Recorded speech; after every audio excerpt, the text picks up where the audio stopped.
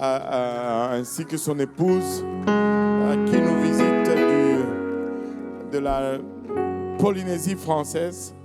Je ne sais pas pourquoi, mais j'ai toujours tendance à vouloir dire Nouvelle-Polynésie. C'est Nouvelle-Calédonie, mais Polynésie française. Alléluia. Donc, lui et son épouse sont missionnaires là-bas.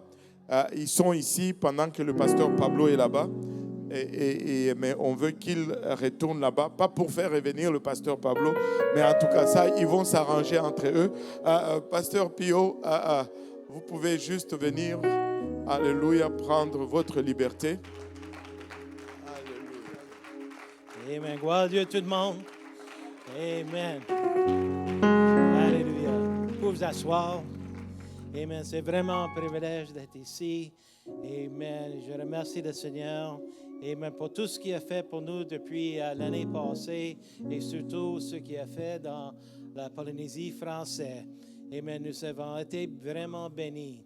Amen. S'il peut mettre le PowerPoint. Amen. Je vais juste vous montrer quelques photos. Amen. Merci, Pasteur Kauzi, pour nous avoir accueillis ici. Amen. Et vraiment, on est à l'aise ici. J'ai grandi dans l'église ici à Ville-Saint-Laurent. Bonjour. Tombo. Amen. Et nos familles sont rentrées dans l'année 1975. Alors, ça fait un bout. Alors, on remercie le Seigneur pour tout ce qu'il a fait. Amen. Et quand on regarde alentour de nous autres et ce qu'il a fait dans sa province, Dieu est bon. Amen. Et ce qu'il a fait ici, il va faire là-bas aussi. Amen. Nous le croyons de tous nos cœurs. Amen.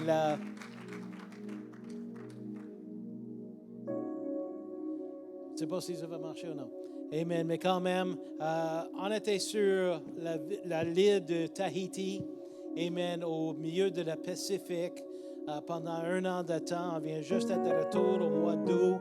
Et vraiment, tu sais, moi, je voyage beaucoup, surtout en députation à travers du Canada. Je viens juste de finir 2 mois en Nouveau-Brunswick puis Nouvelle-Écosse. Et on retourne à l'intérieur avec nos enfants. Et j'aime le GPS. Amen. J'aime ces cartes, amen, qui me dirigent tout où je dois aller, même pour venir ici cet après-midi, la route la plus vite. Si je n'avais pas ça, il a fallu qu'on appelle Frère Kauzi, c'est quoi la plus vite? Amen. Il a dit à l'église, je vais te montrer c'est quoi. Amen. Je vais parler avec lui tantôt pour voir est-ce qu'il est aussi bon que le GPS. Amen. Mais vraiment, en savant le Seigneur, ça ne vient pas avec un GPS. Amen. Quand le Seigneur dit, j'ai de quoi pour toi faire, il faut marcher par la foi. Amen. Et des fois, c'est difficile quand on ne sait pas où est-ce qu'on va tourner, à gauche, à droite, en avant, en arrière. Et ça, c'est où est-ce que la foi dit, je vais juste te suivre, Seigneur. Amen. Les portes vont s'ouvrir et là, on va savoir c'était quoi. Amen. Le Seigneur voulait qu'on fasse. Et c'était comme ça pour nous autres en Tahiti, à cause qu'on n'avait pas aucun qui est allé devant nous. On était les premiers pour arriver dans ce pays. Et dès que vous arrivez alors, quand il y a des personnes qui connaissent que vous allez arriver, vous allez avoir des fleurs, necklace, un collier de fleurs. Mais nous n'avons pas cela. Il n'y avait personne là pour nous rencontrer à l'aéroport. Mais je sais, la présence du Seigneur était là dès le commencement. Et quand on est arrivé à ce pays, c'était tard le soir. Et on n'avait rien que louer une petite voiture. J'ai laissé ma femme à l'aéroport à cause qu'il n'y avait pas assez de place pour ses bagages et pour nous autres aussi, mon fils qui était avec nous et les 14 bagages qu'elles disent, seulement 14, c'est ça qu'elles disent. Moi, je dis, mon fils et moi, on a pris 3 bagages. Et rien dire de plus. Amen. Mais le Seigneur m'a dit, tu devrais dire la vérité. Je dis, d'accord. Elle a mis quelques affaires de ses affaires dans ma valise aussi, alors. Mais on est arrivé, mais quand Pablo est arrivé, amen, il avait arrivé 5 jours avant qu'on est parti. Et il avait accueilli à l'aéroport avec les colliers des fleurs et d'autres personnes qui étaient dans l'église dans ce temps-là. Amen. Parce que là, amen, tout change. Amen. Et on remercie le Seigneur. On ne savait pas où aller, où parler, mais on a mis nos confiances dans le Seigneur. Et il y avait dans Marc chapitre 4 où le Seigneur a dit, tiens, on va aller à l'autre côté. Il a enseigné toute la journée. Il a dit aux disciples, on va partir pour l'autre bord. Et ils ont parti. Et si je voulais aller lire le premier verset du prochain chapitre, ça dit qu'ils ont arrivé.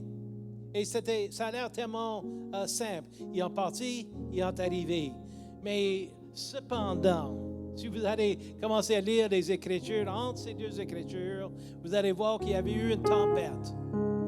Mais quand le Seigneur dit, j'ai de quoi à faire, il va l'accomplir.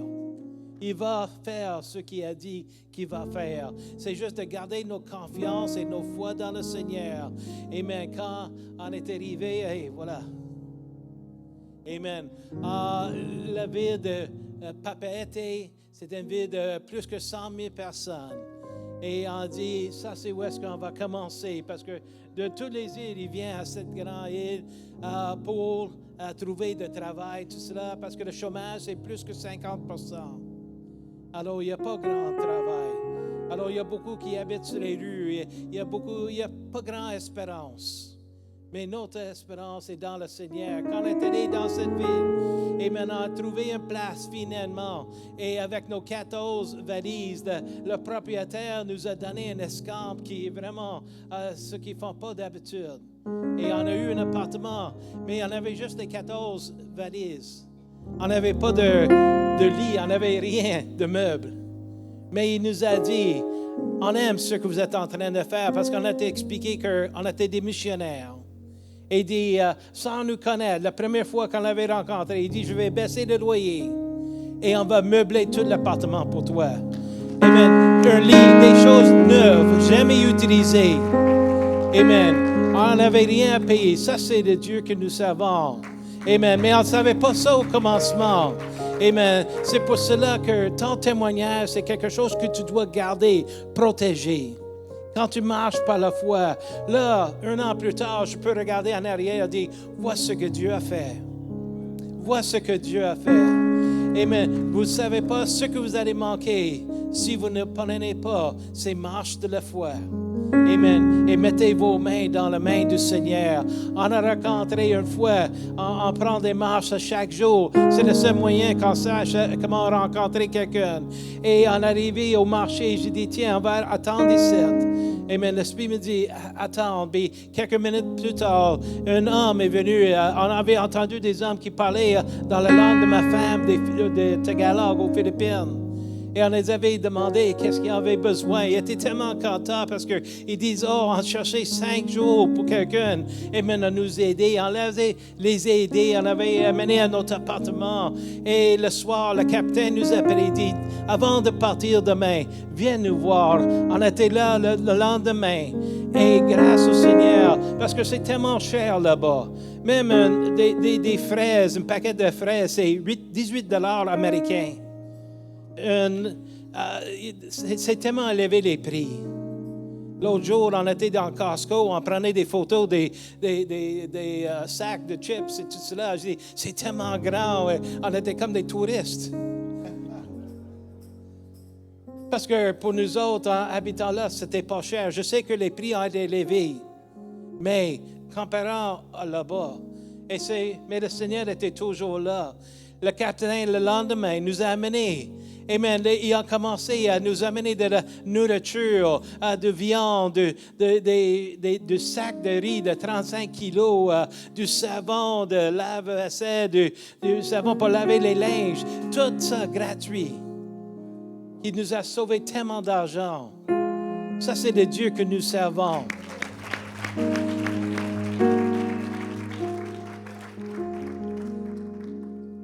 Amen. Il utilise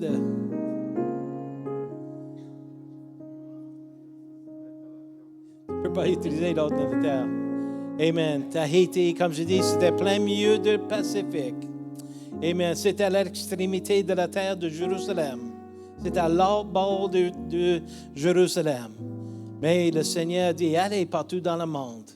Je sais que ils sont en train de dire que c'est comme un paradis. Et oui, si vous allez rester dans un réseau, oui, c'est du paradis. C'est vraiment beau. Mais les gens qui habitent là, et comme tu peux voir, sans travail, ils sont partout. Et même quand les croisières vont arriver, la police va les chasser parce qu'ils ne veulent pas montrer aux touristes ce qui arrive vraiment. Amen. Mais le Seigneur sache, ayant besoin de l'Évangile. Et grâce à Dieu, Amen, dans 1 heure ou 2, Amen, Pablo va commencer à prêcher. Amen, la parole du Seigneur encore dimanche matin. Amen.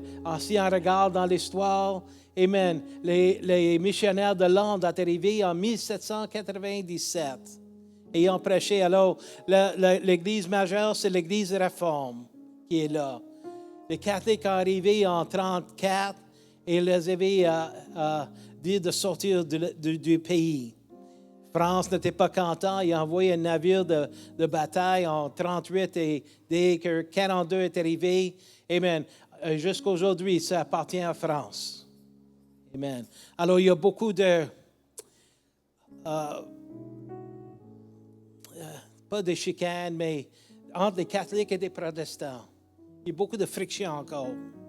Et alors, on prie pour cela. Mais ils n'ont jamais entendu dire des pentecôtistes. Il n'y a pas une autre église pentecôtiste. Il y a juste les moments dérivés en 1844, les adventistes du 7e jour en 1890, les témoins de Jéhovah en 1931.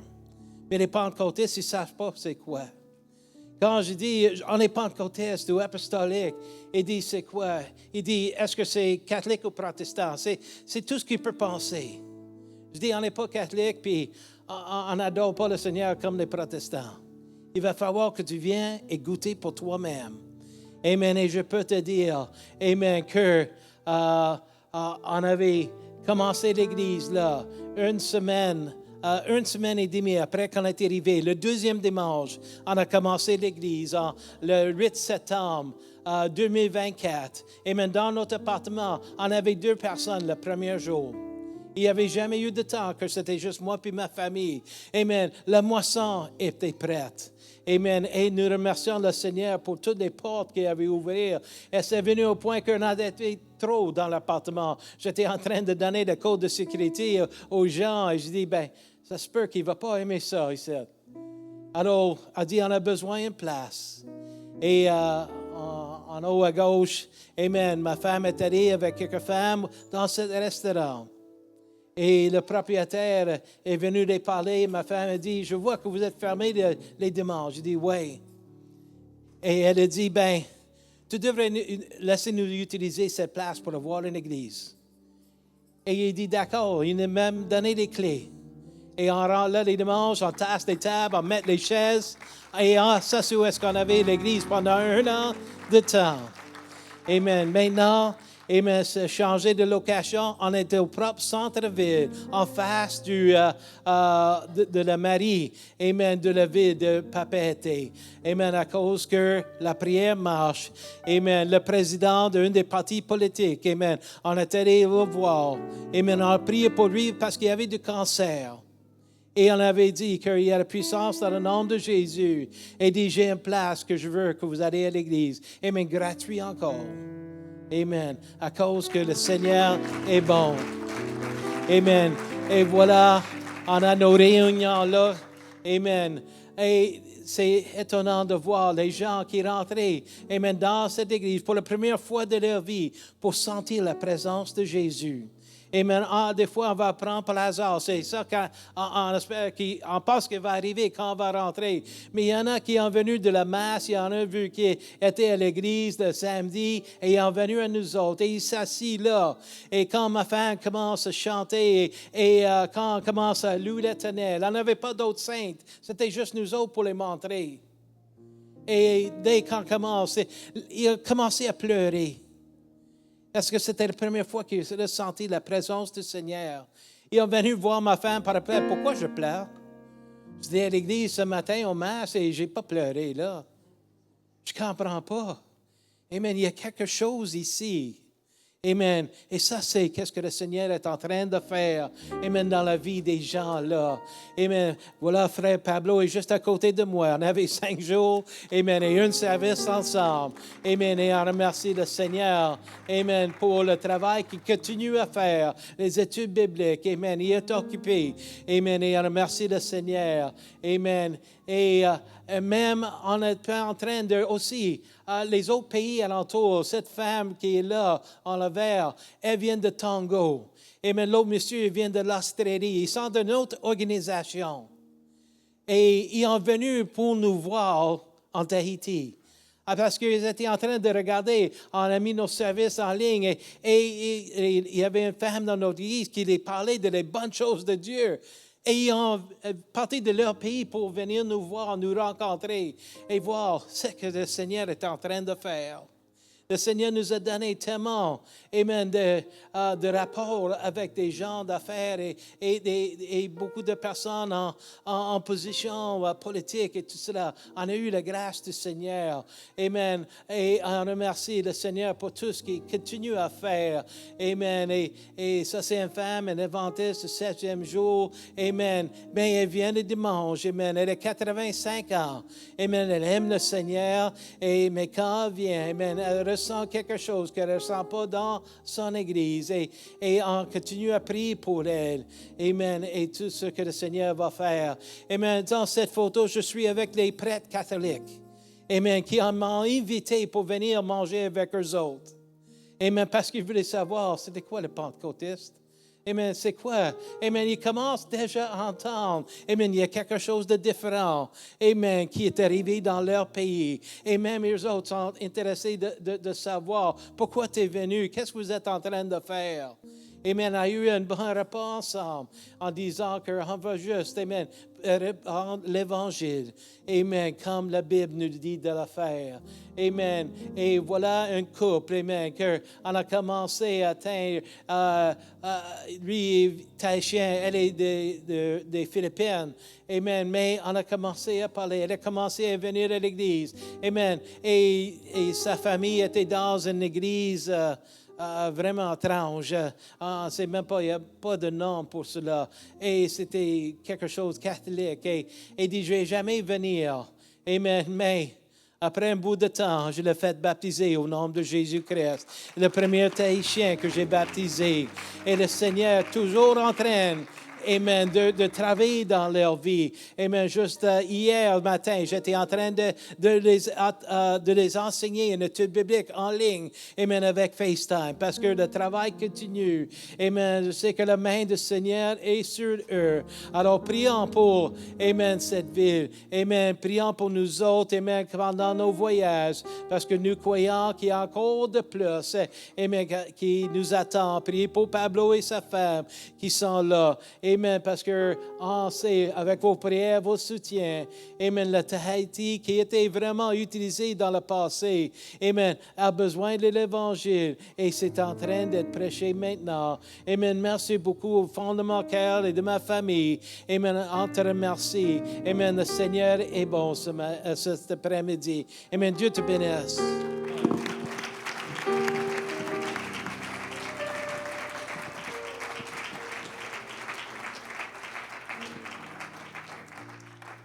Alléluia. Merci beaucoup, pasteur.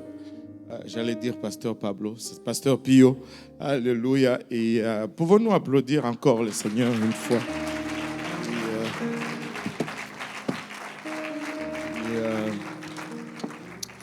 Et après le service, comme on a dit, ils ont un kiosque là à l'extérieur. Si vous pouvez passer, prendre un mouchoir ou un truc de Tahiti et ça va être un bon investissement. Amen. Alléluia. Et c'est le temps de la parole et si je me tiens aujourd'hui devant vous, c'est parce que ceci est à cœur depuis la semaine passée et on va commencer à partager dans une direction. On sent que le Seigneur veut nous conduire dans une direction. Mais on va introduire cela avec le message d'aujourd'hui. Si on peut se lever tous ensemble, et je vais essayer de ne pas être long. Amen. Et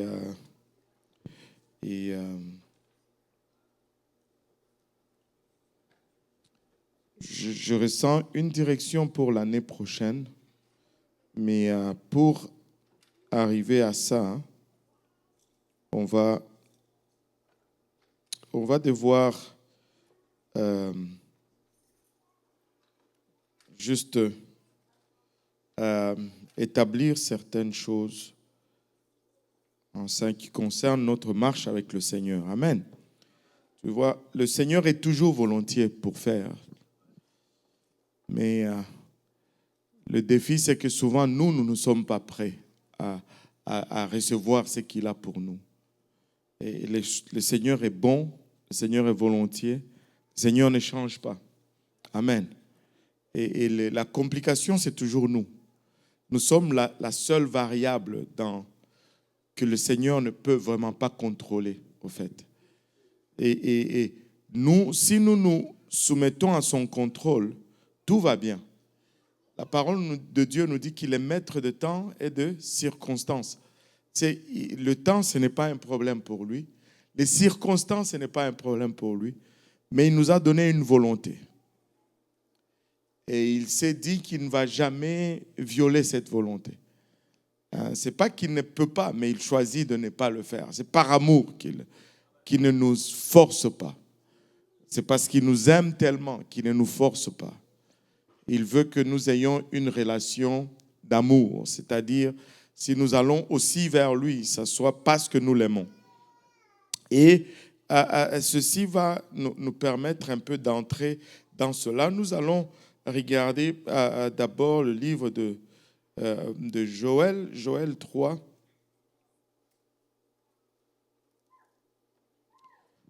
Joël 3, verset 10, si je ne m'abuse, Joël 3, verset 10.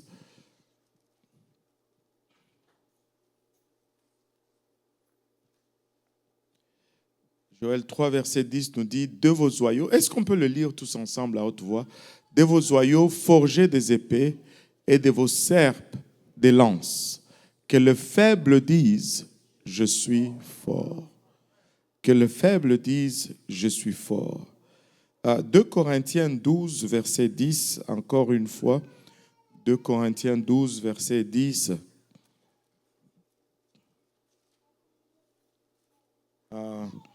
Ça dit, c'est pourquoi, on va le lire encore ensemble, c'est pourquoi je me plais dans les faiblesses, dans les outrages, dans les calamités, dans les persécutions, dans les détresses pour Christ. Car quand je suis faible, c'est alors que je suis fort. Quand je suis faible, c'est alors que je suis fort. J'essaye depuis une semaine de donner un titre à ce message. Je n'y arrive pas vraiment.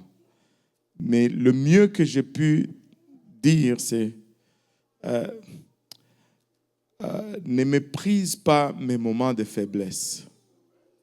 Allô? Ne méprise pas, je devrais dire, les moments de faiblesse. Amen. Prions tous ensemble. Seigneur, nous te sommes infiniment reconnaissants, Papa, de ton amour, ta bonté, ta fidélité. Papa, merci pour ta présence que nous avons ressentie en ces lieux, Seigneur. Alors que nous venons pour entendre de ta part, Seigneur, nous prions que tu nous aides, car nous reconnaissons combien nous sommes des êtres naturels, des êtres charnels, Papa.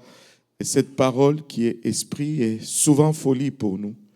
Et de nous-mêmes, nous ne pouvons la saisir. Nous te prions donc, Seigneur, de nous aider à l'appréhender, à la comprendre et à la partager sans crainte, sans favoritisme et sans hésitation.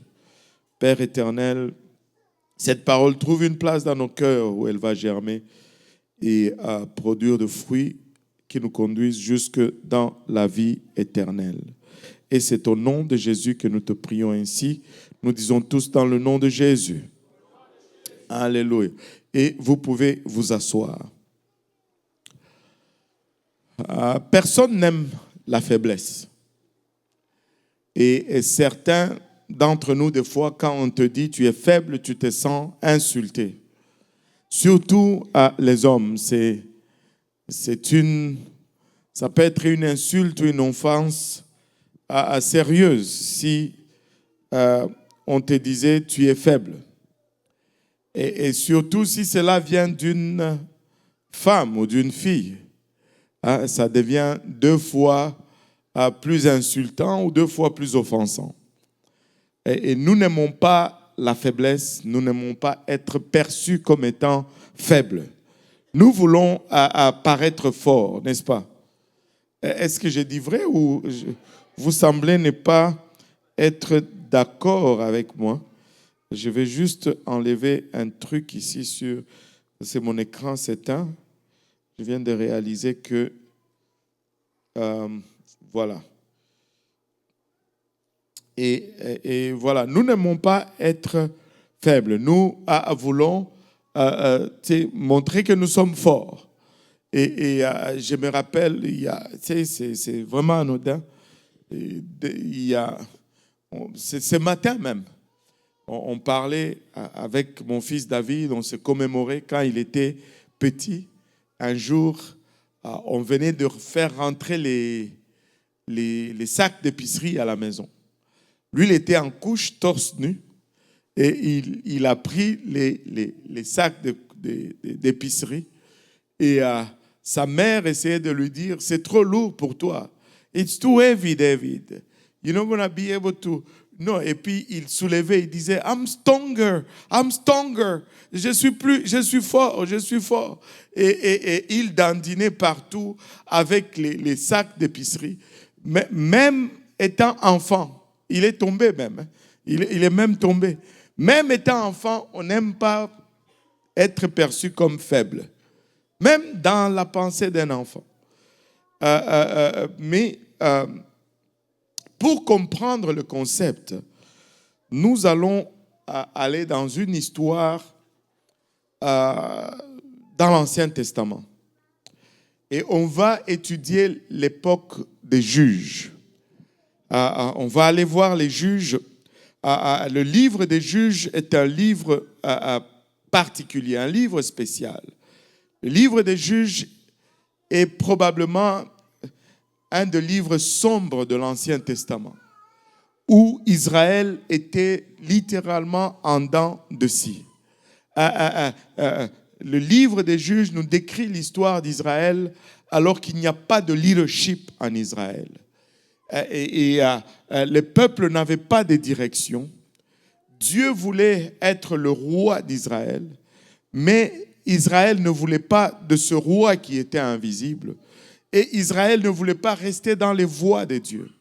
Donc, quand il s'éloignait des voies de Dieu, Dieu les assujettissait à un ennemi, un adversaire les dominait. Mais quand il y avait un adversaire qui les dominait, il criait à Dieu, il pleurait à Dieu, comme nous faisons toujours. Quand il y a un problème, nous savons courir vers Dieu. Quand les situations sont difficiles, nous savons pleurer à Dieu.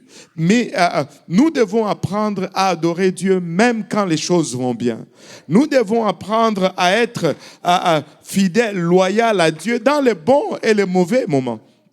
Et Israël avait cette vie en dents de scie, littéralement, et où, après avoir été asservi, il criait vers Dieu, il pleurait à Dieu, et Dieu allait élever un juge qui était consacré, qui allait le ramener dans les voies de Dieu et amener la délivrance en Israël. Mais ils allaient être fidèles à Dieu durant la vie du juge. Et quand les juges mouraient, Israël déviait. Quand les juges mouraient, Israël retournait à l'idolâtrie. Et ainsi de suite, il y a eu plusieurs juges qui vont s'élever. Et le livre des juges nous amène des récits ou des déclarations comme celui qu'on trouve dans Juge 17. Juge 17, verset 6.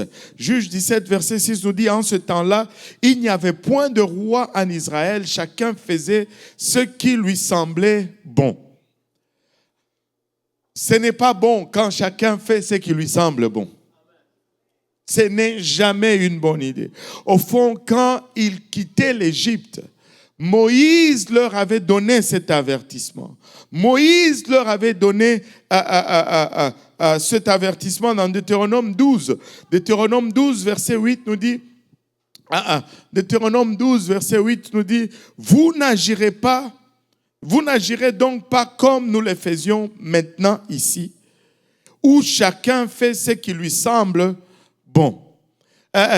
Quand vous serez dans la terre promise, ne faites pas comme nous sommes en train de faire ici, où chacun décide pour lui, chacun fait comme il veut, et on ne suit aucune direction du leadership. Et le livre des Juges va se conclure sur une note sombre, très sombre. Juges 21, c'est le dernier chapitre, le verset 25. Encore, cela nous est réitéré. En ce temps-là, il n'y avait point de roi en Israël. Chacun faisait ce qui lui semblait bon. Et les résultats de cela étaient juste une catastrophe. Écoutez, peu importe combien grand tu deviens, peu importe combien bon tu deviens, peu importe combien utile tu deviens, tu as toujours besoin de direction au-dessus de ta tête. L'homme a été conçu, l'homme a été créé pour ça, parce que nous avons été conçus par Dieu pour lui être soumis. Et quand nous sortons de cela, nous sortons du mode d'opération que Dieu a conçu pour que nous puissions fonctionner proprement. J'ai besoin de rendre des comptes. J'ai besoin de rendre des comptes. Je dois rester soumis à quelqu'un. Et tu dois le comprendre, tu dois rester soumis à quelqu'un. Sinon, c'est un désastre. Regarde, ce n'est pas une affaire de faire semblant. Alors, je ne veux pas prétendre être soumis. Je veux être soumis à quelqu'un. L'époque des juges était tellement particulière que lorsque Israël s'est retrouvé dans cet état de désobéissance, la servitude ou l'emprise de l'ennemi était lourde sur eux. Et c'est là où nous allons retrouver dans le 13e chapitre ces juges en particulier que nous allons étudier, qui s'appelle Samson. Alléluia. Nous connaissons tous l'histoire de Samson. Samson était un homme fort. Amen. Et il était tellement fort. S'il rentrait ici, il pouvait nous taper tous. Personne ne pouvait lui faire face.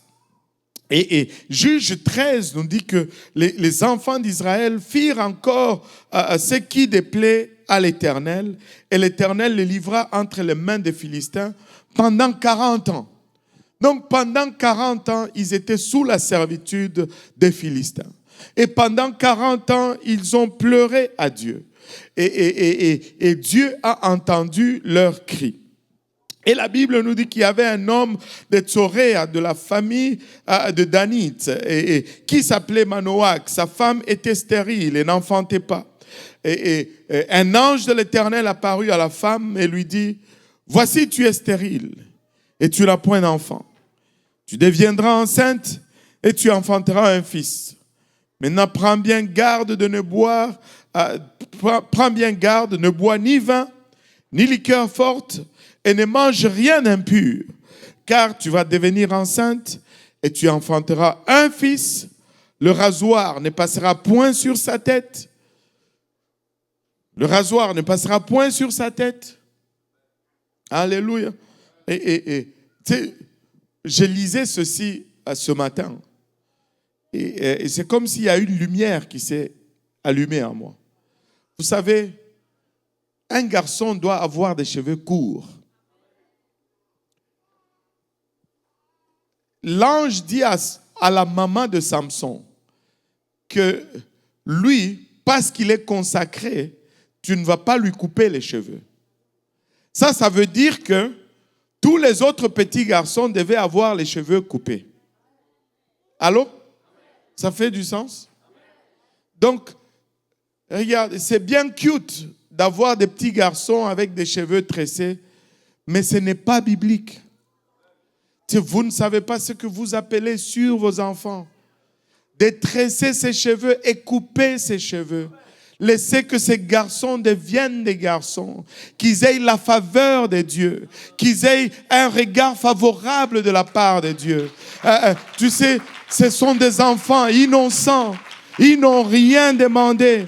Mais regardez, le monde est déjà confus, assez confus comme ça. Tu sais, on est en train de leur dire, tu peux être une fille si tu veux. Et toi, tu vas encore tresser les cheveux. Ce n'est pas bon. Peut-être tu le fais par ignorance. Mais ce n'est pas approprié pour un garçon d'avoir les cheveux longs, ni de tresser les cheveux. Coiffe-le bien, fais-le propre, bien coiffé. Et c'est comme ça qu'un garçon doit être. Amen. Alléluia. Vous allez peut-être moins m'aimer, mais c'est ça. Amen. Alléluia. Et il dit, où est-ce que j'étais encore? Verset 5, voilà. Car tu vas devenir enceinte et tu enfanteras un fils. Le rasoir ne passera point sur sa tête parce que cet enfant sera consacré à Dieu dès le ventre de sa mère. Et ce sera lui qui commencera à délivrer Israël de la main des Philistins. Et Dieu ne donne jamais les mots au hasard. Tout mot est calculé de la part de Dieu. Tout mot a son sens et a son poids.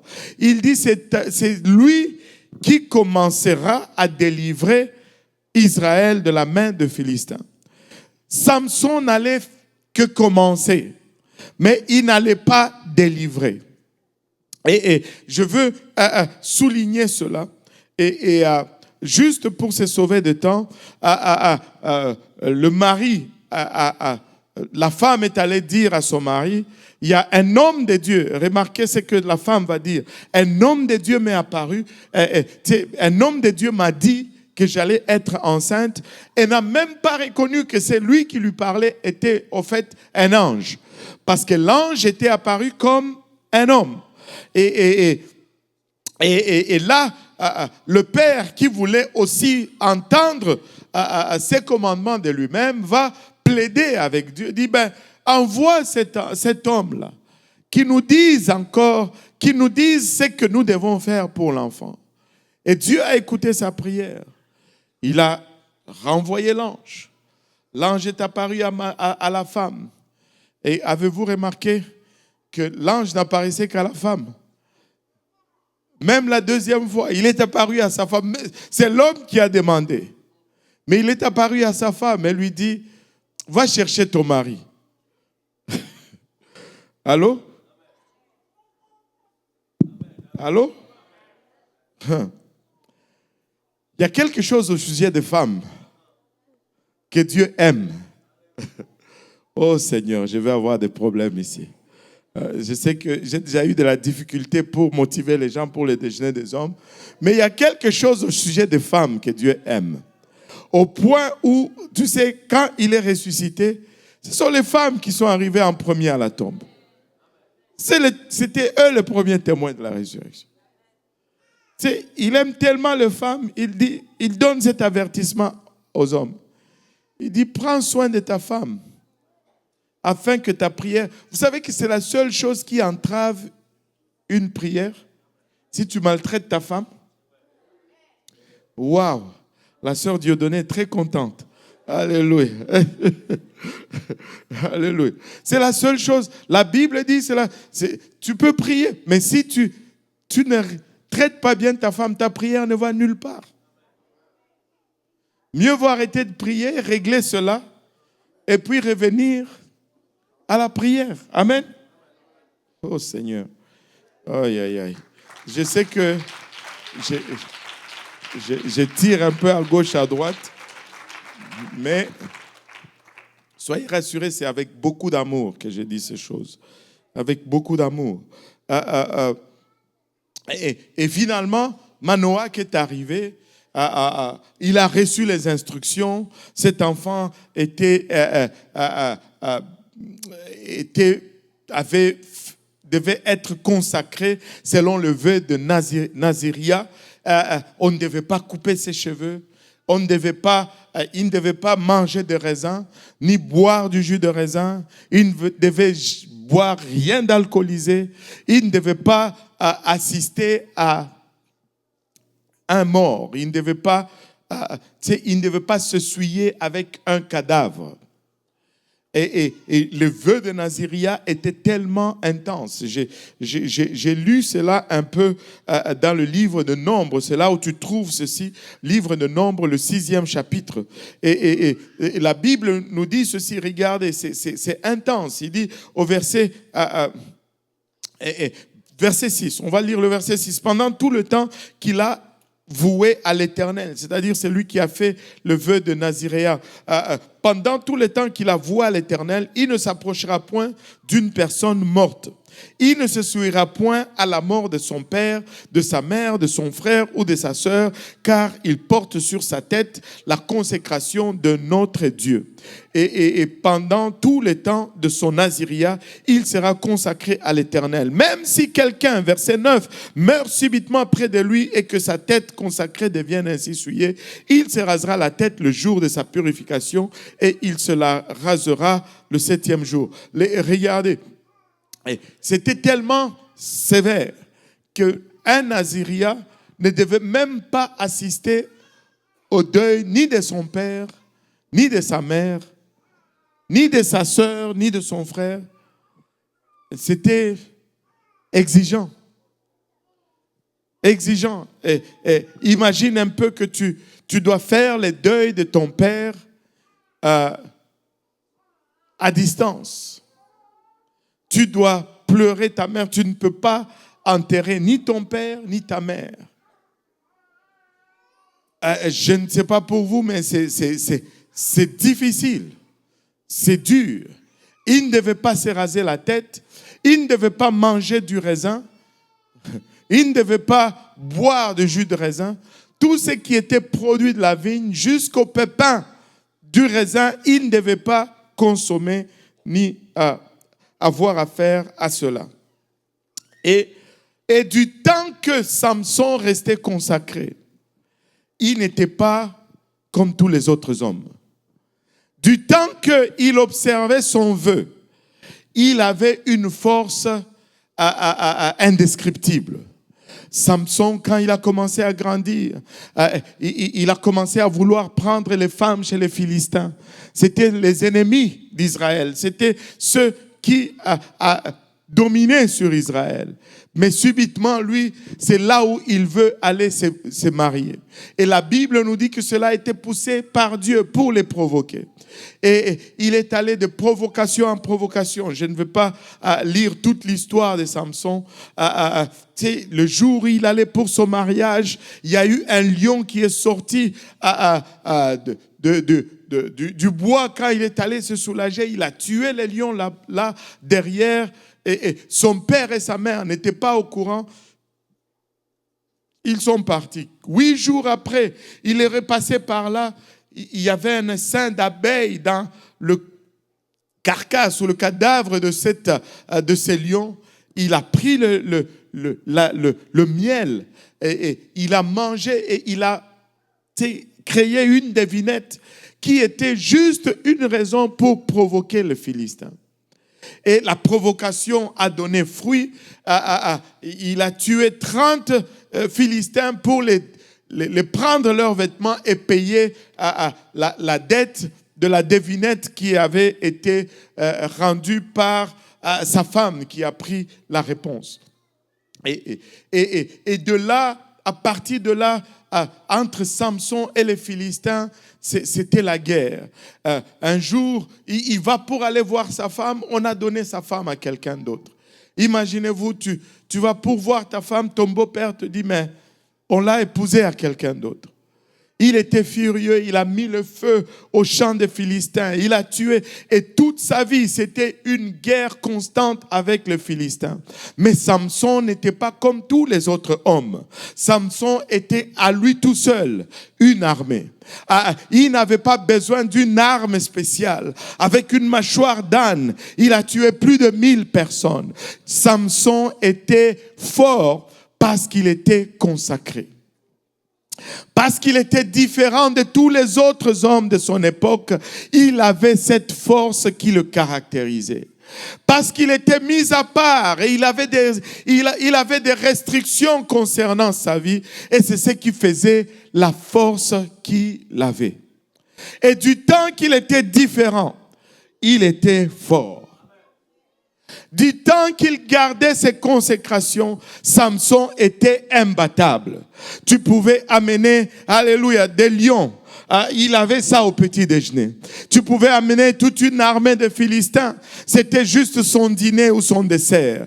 Rien ne pouvait tenir devant cet homme. Alléluia. Il était fort, mais sa force, ce n'était pas parce qu'il était comme tout le monde. Sa force, c'était parce qu'il était différent de tous les autres. Il était consacré à Dieu. Il était sûrement bizarre à son époque. Sûrement que les enfants de son temps le regardaient. Ils disaient, mais toi tu es drôle. Pourquoi tu as des longs cheveux comme ça? Alléluia. Il était sûrement le sujet de moquerie de tous les autres. Mais c'est cette différence qui faisait qu'il était fort. Permettez-moi de soumettre à cette audience ici aujourd'hui que probablement Samson n'était pas musclé. Probablement, il n'était pas comme Arnold Schwarzenegger. Si vous connaissez Arnold Schwarzenegger, il est costaud. Il est vieux maintenant. Quand moi j'étais jeune, c'était notre héros, Commando. Aïe, aïe, aïe, aïe, aïe. Je ne suis pas né dans l'église. Hein. N'allez pas chercher ça, vous les jeunes, hein, qui est là. Il ne faut pas aller chercher ça. Samson n'était pas musclé. Samson n'était pas... Parce que s'il était musclé, permettez-moi juste de vous dire ceci. S'il était musclé, si on pouvait voir qu'il était baraqué, comme on dit ici, Dalila n'allait pas lui demander, dis-moi c'est quoi le secret de ta force. C'est quand tu vois Commando, tu n'as pas besoin de chercher le secret de sa force. Il a des muscles. Allô? Il est fort. Il est bien bâti, il est bien taillé. Mais Samson, quand on le regardait, on ne pouvait sûrement pas soupçonner qu'il avait autant de force en lui. Et c'est pourquoi Dalila lui dit, mais dis-moi, c'est quoi le secret de ta force? Parce que cela n'était pas apparent. Ce qui était au fond le secret de sa force était évident pour tous ceux qui étaient là pour voir. Mais, comme ce n'était pas ce qui normalement donne la force, alors personne ne pouvait soupçonner que ses cheveux, c'était sa force. Et c'était au contraire, ce qui était sa force, c'était un sujet de moquerie sûrement pour tous les autres personnes de son temps. Laissez-moi vous dire ceci. Nous sommes un peuple appelé à être à part. Nous sommes un peuple appelé à être distinct. Et nous sommes un peuple appelé à être puissant. Mais ce qui fait notre force est mêmement les sujets de moquerie pour les gens autour de nous. Et forte est la tentation de céder afin de devenir comme tout le monde.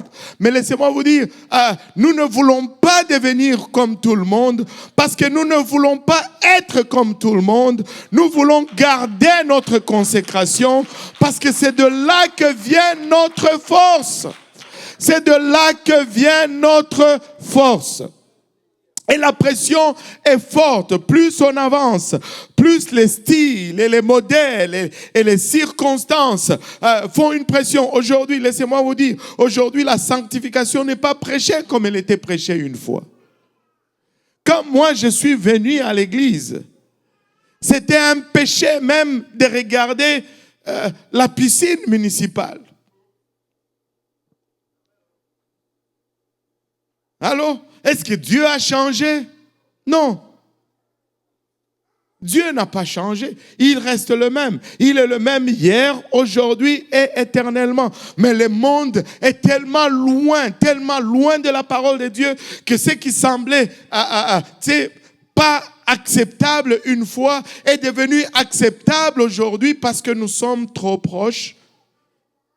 Le monde est tellement trop loin de la parole de Dieu que si tu regardes au monde, ça ne va pas te prendre beaucoup pour te sentir sanctifié.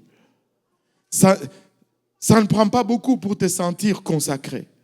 Mais laissez-moi vous dire, frères et sœurs, si nous allons avoir la puissance avec Dieu, nous devons mener une vie de consécration.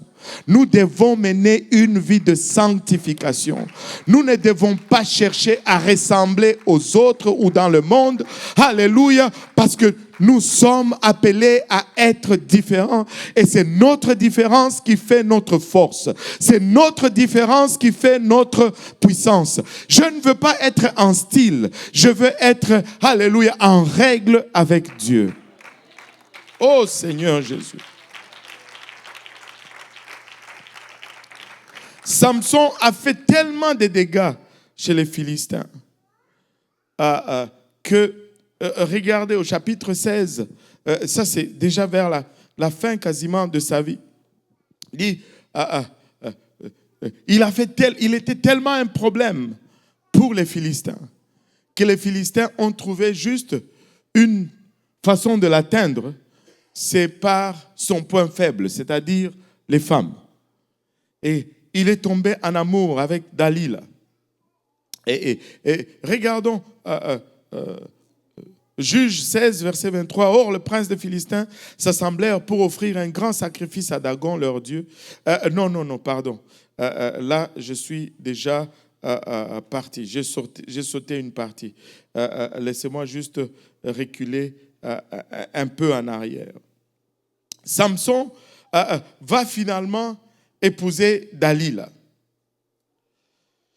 Et au premier verset du livre du 16e chapitre, le premier verset, Samson partit pour Gaza. Il y vit une femme prostituée, il entra chez elle. On dit aux gens de Gaza, Samson est arrivé ici et il est l'environneur. Et ils l'environnèrent et s'étinrent en embuscade toute la nuit à la porte de la ville.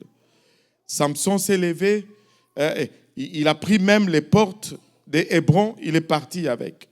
Mais regardez, le prince de Philistins se sont dit, si on va la voir, ça va être par cette femme.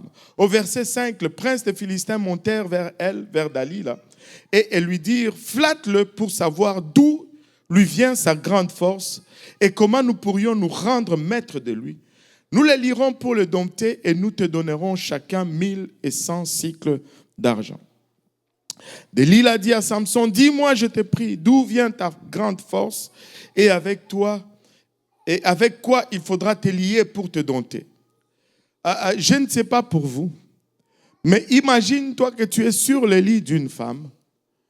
Elle te dit, dis-moi d'où vient ta force et avec quoi on doit te lier pour te dompter.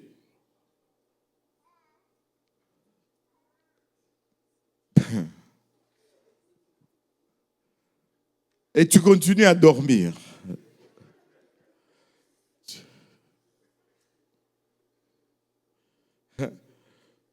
Et Samson lui dit, là il va mentir, mais dans cet mensonge, il y a quelque chose de vrai qui est révélé. Samson lui dit, si on me liait avec cette corde fraîche qui ne fussent pas encore sèches. Je deviendrai faible. Et regardez ce qu'il ajoute, et je serai comme un autre homme. Samson, tu n'es pas appelé à être comme un autre homme. Il dit, mais si tu fais cela, je serai comme tout un autre homme. Je serai comme tout le monde. Alléluia. On dirait que dans la vie de Samson, il y avait ce désir-là d'être comme tous les autres hommes. Et laissez-moi vous dire, nous luttons toujours avec ces désirs. Tu sais, les gens vont dire, ah ben, ça c'est moi, je m'aime comme ça. Non, non, non, non. Ça ne doit jamais être ça, c'est moi, je m'aime comme ça. Non, non. Ça doit toujours être, est-ce que c'est conforme à ce que Dieu veut? Est-ce que Dieu aime cela? Est-ce que Dieu, quand il me regarde, il aime ce qu'il voit? Il dit, on ne va pas te demander si tu t'aimes ou pas. C'est toi-même. Allô? Personne ne m'a jamais demandé si je m'aimais moi-même. Parce que c'est compris, c'est assumé que tu t'aimes. Allô? Alors, tu n'as pas besoin de te plaire à toi-même. C'est pourquoi c'est tellement une déception. Tu dois chercher à plaire à Dieu. Tu dois chercher à être conforme à Dieu. Et en passant, c'est lui qui a payé le prix. C'est lui qui t'a créé. Non seulement il t'a créé, tu t'es égaré, mais une fois que tu t'es égaré, il a payé le prix pour te racheter. Tu lui appartiens 2 fois. Tu lui appartiens 2 fois. Il peut quand même s'accorder le privilège de te dire, ça je n'aime pas, ça j'aime. Alléluia, laissez-moi vous dire, nous sommes appelés à être agréables à Dieu et non à nous-mêmes, encore moins à la société autour de nous. Le problème de Samson n'était pas, alléluia, Dalila. Le problème de Samson, c'est que à quelque part, il voulait être comme tous les autres hommes. Laissez-moi vous dire, j'ai revisité cela tôt ce matin parce que je ne voulais pas juste dire quelque chose. Et vous savez, des fois on va dire que Samson avait un problème de consécration dès le départ. Parce que quand il est allé prendre le miel dans le carcasse de ce cadavre de lion mort, il s'était déjà souillé comme un Naziria. J'avais mes doutes là-dessus parce que quand tu lis les conditions pour un Naziria, on ne parle pas de cadavres animaux, on parle de cadavres humains. Mais toutefois, Samson, le problème avec Samson, c'est que il avait des choses cachées. Il avait des choses que ses parents, alléluia, ne connaissaient pas. Laissez-moi te dire, quand tu commences à faire en cachette, il y a un problème. Quand tu commences à ne pas vouloir que les gens sachent ou que les gens voient, il y a un problème. Il y a un problème de consécration. La consécration, ce n'est pas vraiment quand on te voit. La consécration, c'est quand on ne te voit pas. Quand tu es tout seul dans ta chambre, es-tu consacré?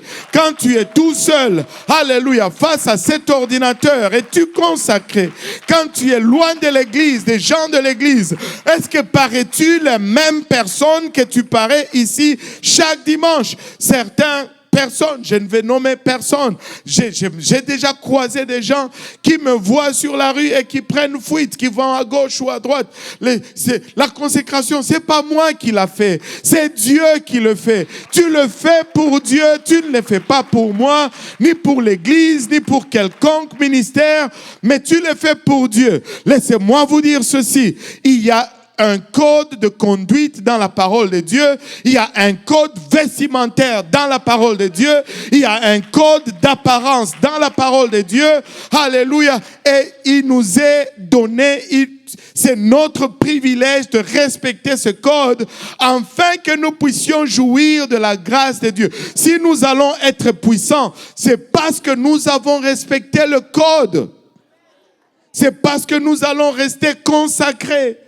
Ne jetons pas ce qui fait notre force.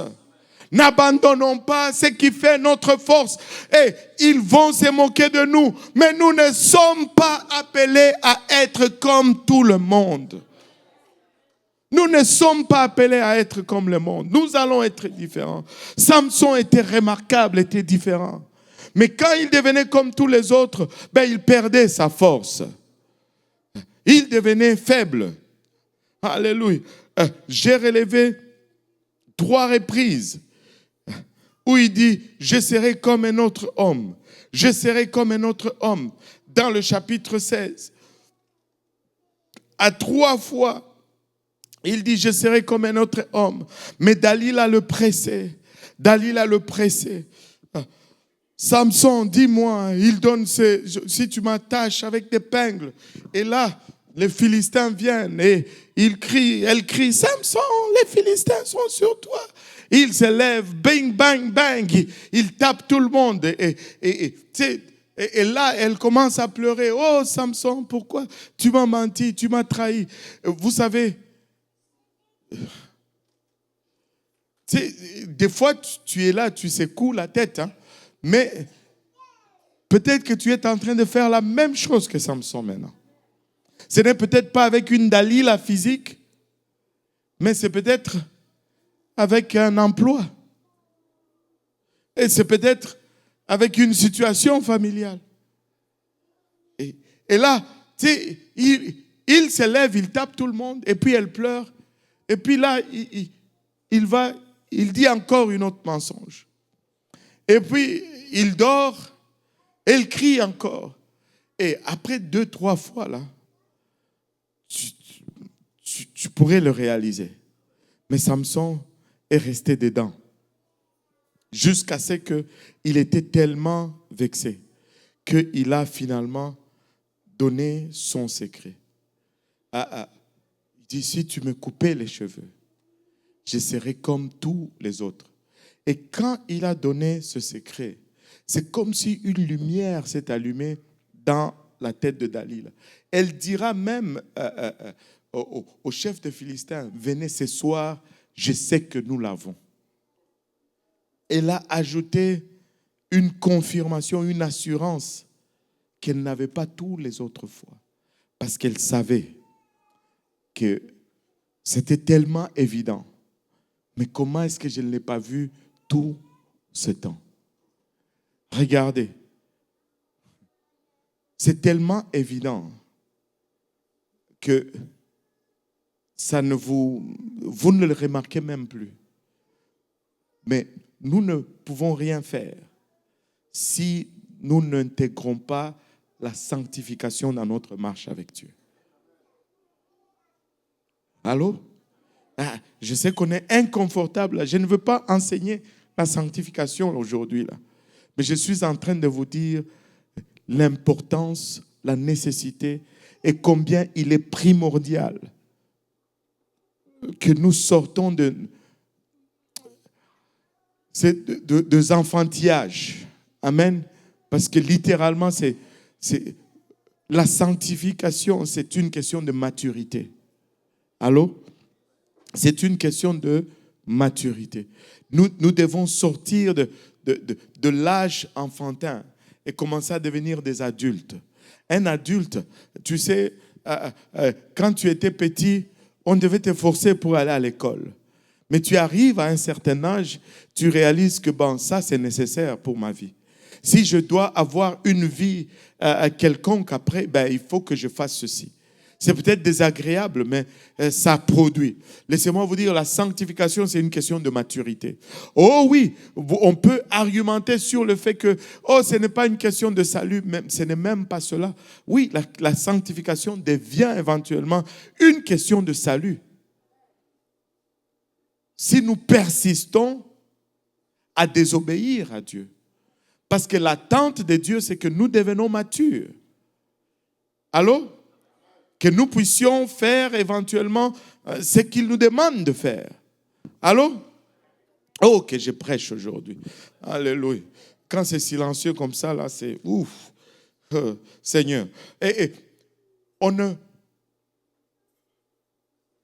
Sans Dieu, on n'est pas fort. Or, Dieu est saint. Donc, si nous ne lui préparons pas un vase saint, ben, il ne va pas venir. Et s'il ne vient pas, ben, nous sommes dans le trouble. Allô? Alléluia. Oui, c'est inconfortable. Anyway, retournons à Samson. Et finalement, il a donné son secret.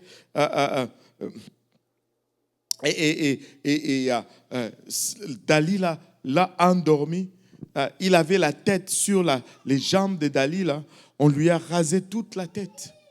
Et là, quand la tête était rasée, finalement, elle crie, « Oh, Samson, les Philistins sont sur toi. » Et Samson se relève, alléluia. Et une des phrases les plus tristes, il dit, ne sachant même pas que Dieu l'avait quitté, il essaye de faire comme il le faisait à chaque fois. Non, ça n'a pas marché. Il essaye de faire comme il faisait à chaque fois. Ces jours-là, ça n'a pas fonctionné. L'homme fort est devenu juste un homme ordinaire parce qu'il a violé sa consécration. Il est devenu comme tous les autres hommes. Écoutez, c'est bien beau de désirer jouir des privilèges, alléluia, de la gloire et de la puissance de Dieu. Mais nous ne pouvons le faire que si nous sommes différents. Si nous ne sommes pas différents, ça ne va pas marcher. Nous ne sommes pas appelés à être comme tous les autres. Nous sommes appelés à être différents. Et on va se moquer de nous. Qu'on se moque de nous. Mais nous allons rester forts. Alléluia. Parce que nous voulons avoir Dieu agir dans notre présence. Vous savez, on l'a pris, on l'a crevé les deux yeux et on l'a mis dans une prison de Dagon où il tournait un moulin maintenant. L'homme fort d'Israël est réduit à un prisonnier faible parce qu'il a voulu être comme tous les autres hommes. Alléluia. Et là, il était prisonnier. Vous savez, Samson, quel désastre au fait. Quand on le regarde, Samson n'était pas, certes, il était juge en Israël, mais il avait quelque chose de différent de tous les autres juges.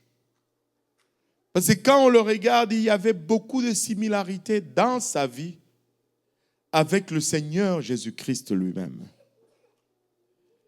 Première des similarités, c'est que tout comme pour le Seigneur Jésus, la naissance de Samson a été annoncée par un ange. Un ange est allé parler à sa femme, Juge 13 que nous avons lu. Mais dans Luc 1, il y a un ange qui va parler aussi à Marie pour annoncer la naissance du Seigneur Jésus-Christ. Et une autre particularité que j'ai relevée, regardez, Juge 13, 1 nous dit que les enfants d'Israël firent encore ce qui déplaît à l'Éternel, et l'Éternel le livra entre les mains des Philistins pendant 40 ans. Ils étaient 40 ans dans la servitude. Donc Samson est arrivé après un cycle de 40 ans. Mais notre Seigneur Jésus-Christ aussi est arrivé ici sur terre après plusieurs cycles de 40 ans. 4000 ans exactement après la création de l'homme, le Seigneur Jésus-Christ a été introduit sur la face de la terre. On dirait une période de traversée du désert. À la fin d'une période de traversée du désert, Samson est entré sur scène. Et à une période de traversée du désert, le Seigneur a été introduit aussi sur scène. Mais à la différence de notre Seigneur, il est dit de Samson qu'il commencera à sauver son peuple, alléluia, de la main des Philistins. Il commencera seulement à délivrer son peuple des mains des Philistins. Mais il est dit de notre Seigneur, alléluia, qu'il sauvera son peuple de ses péchés. Le Seigneur ne commence pas, mais il fait l'œuvre totale. Il fait l'œuvre totale. Et à la fin de leur vie, les deux ont été exposés devant leurs ennemis, moqués devant leurs ennemis. Et c'est en face, littéralement, de cette moquerie qu'ils ont eu leur plus grande victoire. Oui, Samson a failli, mais Samson avait un Dieu miséricordieux. Oui, Samson, alléluia, avait perdu sa consécration, mais Samson était devenu faible, mais Samson avait un Dieu qui se plaît dans les faibles. Oui, alléluia. Il était prisonnier. Lisons l'histoire. Et le peuple, c'est verset 23 du chapitre 16. Or, les princes de Philistins s'assemblèrent pour offrir un grand sacrifice à Dagon, leur Dieu. Et pour se réjouir, ils disaient, notre Dieu a livré entre nos mains Samson, notre ennemi. Vous savez quoi? Quand vous chutez, le diable célèbre. Quand vous chutez, le monde célèbre. Quand vous chutez, ce sont ceux-là, alléluia, qui se moquaient de vous, qui vont continuer à rire, alléluia, de votre chute. N'abandonnez pas Dieu, alléluia, pour ces gens-là. Et quand la Bible nous dit au verset 24, et quand le peuple le vit, ils célébrèrent leur Dieu en disant, notre Dieu a livré entre nos mains notre ennemi. C'est lui qui ravageait notre pays et qui multipliait nos morts. Dans la joie de leur cœur, ils dirent, qu'on appelle Samson et qu'il nous divertisse. Alléluia. Ils firent sortir Samson de la prison et il joua devant eux. Ils le placèrent entre les colonnes et Samson dit au jeune homme qui le tenait par la main, « Laisse-moi enfin que je puisse toucher les colonnes sur lesquelles repose la maison et m'appuyer contre elles. » La maison était remplie d'hommes et de femmes et tous les princes des Philistins étaient là et il y avait sur les toits environ 3000 personnes, hommes et femmes, qui regardaient Samson jouer. Et l'homme fort d'Israël était réduit à un clown. L'homme fort, alléluia, qui terrorisait tout le pays de Philistins, était réduit juste à une marionnette. Il était là en train de faire les zouaves. Et les gens riaient et ils se moquaient de lui. Mais Samson avait un plan en lui. Et quand il a touché les colonnes, Samson a prié un seul verset. Samson a prié un seul verset. Allô? Samson n'a pas prié, n'a pas fait une semaine de prière. Il a prié un seul verset. Alors Samson invoqua l'Éternel et dit, Seigneur éternel, souviens-toi de moi, je te prie. Ô Dieu, donne-moi de la force seulement cette fois. Samson, tu aurais pu utiliser ceci autant de fois que tu voulais. Mais là, il était en train de plaider pour juste encore une fois. Seigneur, utilise-moi juste encore une fois. Donne-moi cette force juste encore cette fois.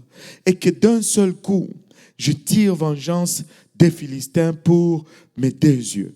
Et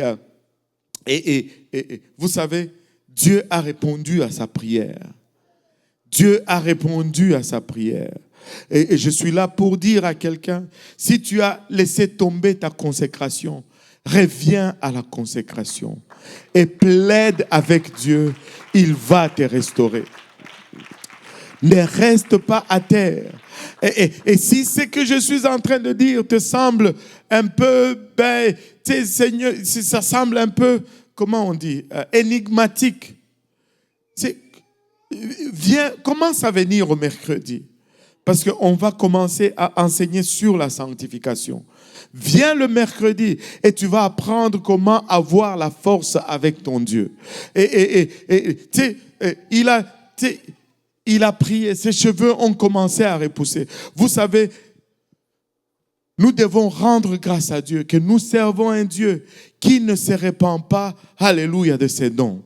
Et quand il a donné, il a donné. Vous savez, c'est pourquoi le problème, ce n'est jamais Dieu, c'est toujours nous. Allons-nous marcher dans la consécration afin de voir la main de Dieu est vraie, alléluia, en notre faveur, ou allons-nous, alléluia, plutôt pencher vers la jouissance, vers la commodité et passer à côté de ce que Dieu a en réserve pour nous. Laissez-moi vous dire, alléluia, pas maintenant. Pas ici. Peuple de Dieu, nous devons nous lever d'un commun accord, d'une seule voix et de nous aligner avec la parole de Dieu une fois pour toutes et de voir la gloire de Dieu agir comme il n'a jamais agi auparavant. Si tu as eu des manquements, relève-toi, restaure-toi et prie une prière de restauration et laisse Dieu te restaurer encore. Mais consacre-toi à nouveau. Consacre-toi à nouveau. Repasse ta garde-robe, repasse, alléluia, ton téléphone, repasse ton ordinateur, reformate tout et répare à nouveau et laisse Dieu t'utiliser encore une fois. Dieu veut faire un travail rapide. Il veut faire un travail rapide. Samson était faible. Alléluia. Et les gens se moquaient de lui comme on s'est moqué du Seigneur. Alléluia. Le dernier jour, on s'est moqué de lui. Alléluia. Mais c'est en ce jour-là que lorsqu'il s'est saisi des colonnes, regardez le verset 29, et Samson embrassa les deux colonnes du milieu sur lesquelles reposait la maison et il s'appuya contre elles. L'une était à sa droite et l'autre à sa gauche. Samson dit que je meurs avec les Philistins.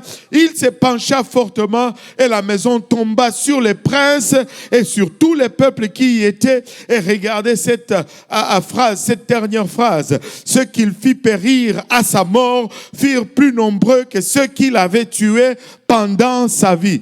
Wow, c'est dans sa faiblesse, dans ce moment le plus faible, il a accompli bien plus qu'il a fait toute sa vie. Mais laissez-moi vous dire, allons-nous donc abonder dans la faiblesse? Non, non, non, non, c'est pas cela. Mais c'est une tragédie si on la regarde de la bonne façon. Oui, c'est encourageant et je veux qu'on se relève et qu'on se reconsacre. Mais c'est une tragédie parce que Samson aurait pu faire beaucoup d'avantages s'il n'avait pas cédé sa consécration. Imaginez-vous s'il n'avait pas cédé, s'il avait gardé sa consécration même 6 mois de plus. Et qu'à la fin, il devait tuer plus qu'il n'avait tué. Il allait juste faire encore plus d'avantages. Peuple de Dieu, restons consacrés. Restons consacrés. La sanctification, alléluia, ce n'est pas un ennui, ce n'est pas un fardeau. C'est cela qui fait même notre force.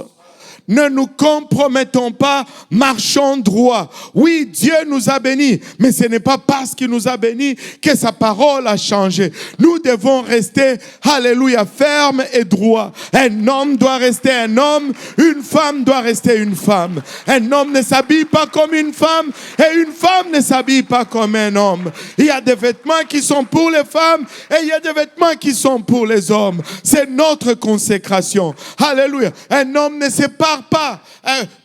Je dois dire, un homme ne sépare pas parce que de nos jours, vous savez, j'étais à Sorel-Tracy et j'étais voir le couple là, âgé que vous connaissez. On a parlé, parce que tu sais, quand tu fais l'étude biblique, des fois, il ne faut pas être pressé. On a parlé, et puis lorsqu'on devait commencer, d'abord, avant qu'on commence, il y a eu quelqu'un qui est venu frapper à la porte. Je vous promets que si vous étiez là, vous alliez avoir une réaction. Je vais dire ça. Parce que le type était, je ne sais pas, la seule chose que je voyais qui n'était pas tatouée, c'était son visage. Mais même là, il y avait des piercings. Il y avait des tatous partout. Et ce n'était pas des fleurs. Et son chandail, il y avait une tête de mort. Il avait des bagues à chaque doigt. Et chaque bague était une grosse tête de mort en argent.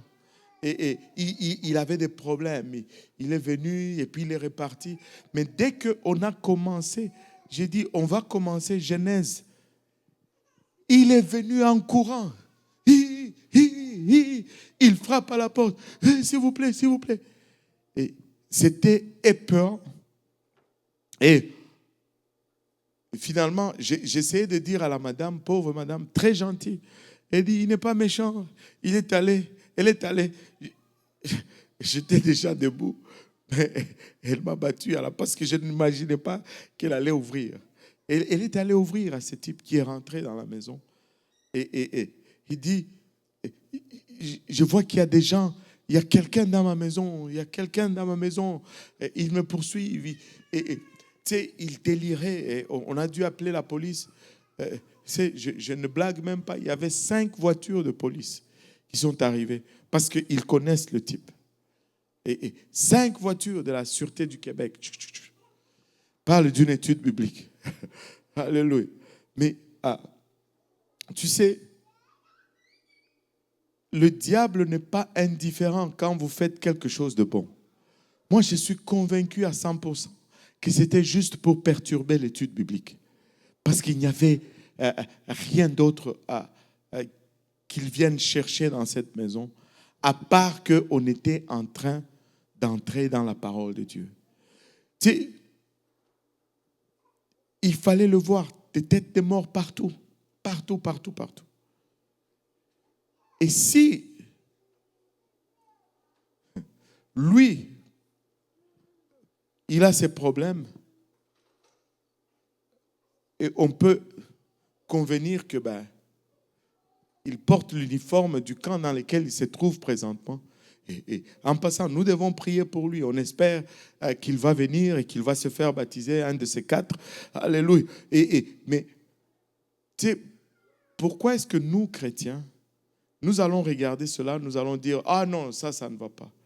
Mais quand nous venons pour la sanctification, nous allons être, pourquoi lui, ce n'est pas juste, on ne peut pas dire, ah, c'est juste, il aime ça, c'est juste lui. Vous allez être d'accord, même si je vous disais que il aime ça, c'est juste lui, vous allez dire non, il y a un esprit en arrière, n'est-ce pas? Allô? Maintenant, quand on vient pour les choses de Dieu, pourquoi est-ce qu'on ne veut pas aussi accepter que le fait que nous nous sanctifions, ça attire la présence de Dieu? Autant quand on se souille, ça attire la présence démoniaque, autant quand on se sanctifie, ça attire la présence de Dieu. Écoutez, le salut est gratuit. Le salut, on est sauvé par la grâce. Mais si nous allons vivre en puissance avec Dieu, ça va nous coûter quelque chose. Ça va nous coûter quelque chose. On est sauvé par la grâce. Mais vivre pour Dieu, ça va te coûter. C'est pourquoi Paul dit persévère. Paul, partout, quand il fait référence à sa marche avec Dieu, ce n'est pas une promenade. Ce n'est pas une promenade. Mais en ce jour-là, quand il était faible, Samson a tué le plus de Philistins. Maintenant, je ne sais pas dans quel état tu te trouves, mais tu peux invoquer le Dieu de Samson. Je ne sais pas où tu te trouves avec ta consécration. Alléluia. Mais tu peux, alléluia, l'appeler et il va répondre. Peut-être que tu as bien commencé et après un moment, tu as été distrait. Reconsacre-toi encore et vois Dieu t'utiliser encore davantage cette fois-ci que lorsque tu l'avais fait pour la première fois. Mais consacre-toi à Dieu. Dieu n'est pas intéressé seulement dans notre cœur. Dieu veut tout notre être. Dieu veut le corps, il veut l'âme et il veut l'esprit. Allô? Nous sommes le temple du Saint-Esprit, n'est-ce pas? N'est-ce pas que vous dites, nous sommes le temple du Saint-Esprit? Est-ce que toi, tu vas habiter dans une maison que tu n'aimes pas? Tu dis, cette maison, je ne l'aime pas, mais je vais l'acheter. Non. Allô? Tu sais, même les vêtements, vous ne portez jamais les vêtements que vous n'aimez pas. Allô? Alléluia. Mais pourquoi vous allez faire habiter Dieu dans une maison qu'il n'aime pas? Allô? Sommes-nous encore les temples du Saint-Esprit? Alléluia. Il nous dit comment nous décorer. Nous nous décorons, nous nous ornons avec la sainteté. Amen. Nous ne nous ornons pas, alléluia, comme le monde le s'orne. Nous ne nous ornons pas comme le cosmos. Nous nous ornons comme avec la sainteté, avec des ornements saints. Alléluia. Dieu nous appelle à beaucoup. Dieu nous appelle à beaucoup. Dieu veut accomplir beaucoup. Mais cela ne va pas arriver si nous ne nous alignons pas avec sa parole. Si on peut s'élever tous ensemble.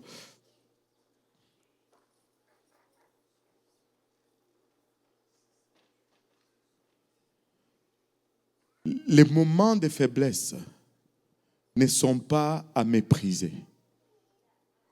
Mais les moments de faiblesse doivent être exploités. Lorsque je suis à terre, je n'ai qu'une option, de me relever. La Bible nous dit, ne te réjouis pas contre moi, ô mon ennemi. Parce que lorsque je tombe, il dit quoi? Je me relèverai.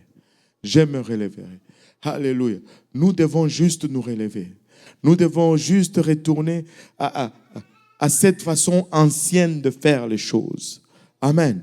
Où la priorité c'est la volonté et le désir de Dieu et non mon plaisir et mon environnement. Je veux plaire à Dieu. Je veux marcher avec Dieu. Je veux réussir dans ce qu'il m'appelle à accomplir. Mais je ne peux pas le faire à ma façon. La seule façon de le faire, c'est de marcher dans la consécration qu'il m'a appelé à vivre. Samson, quand il a laissé tomber sa consécration, sa mission a cessé. Et si nous laissons tomber notre consécration, nous avons perdu notre mission.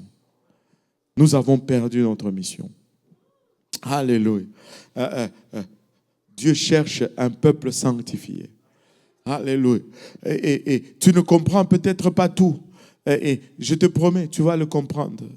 On ne coupe pas le coin ici. Mais si tu désires vraiment ne pas abandonner ta mission, tu te dis, Seigneur, peu importe où je suis, peut-être que je suis debout, mais je veux rester debout.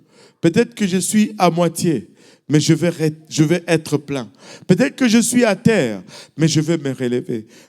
On va venir en avant et on va juste se mettre dans la présence de Dieu. Juste